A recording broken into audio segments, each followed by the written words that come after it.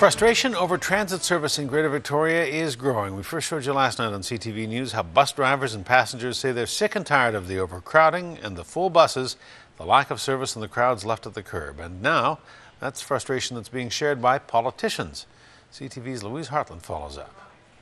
You would think these middle and high school students were lining up for Justin Bieber tickets. Instead, all 38 of them are just hoping to get on the bus.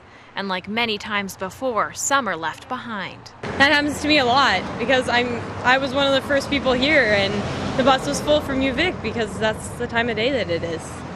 Each semester, every UVic and Camosun College student pays a fee for a U-Pass, an unlimited transit pass.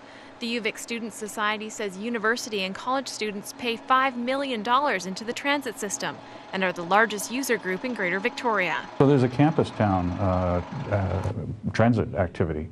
They have the bus pass, which they all have to pay for. But I know they're very much frustrated by the service, and we're disappointed because we want them to use the bus. We don't want them to drive their cars. Saanich Mayor Frank Leonard says the only solution is to appoint a new transit commission. He says changes need to be made to the way BC Transit operates, and he's hoping the transportation minister follows through with an independent review.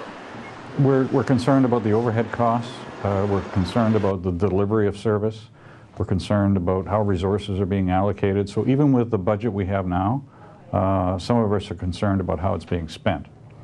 I think there's a huge worry here with customer dissatisfaction. NDP MLA Rob Fleming says the transit service levels are unacceptable in Greater Victoria. The blame for this falls with the provincial government. The BC Liberals have administered local transit systems that have cut service hours. Victoria's is one of them, 10,000 service hours last year.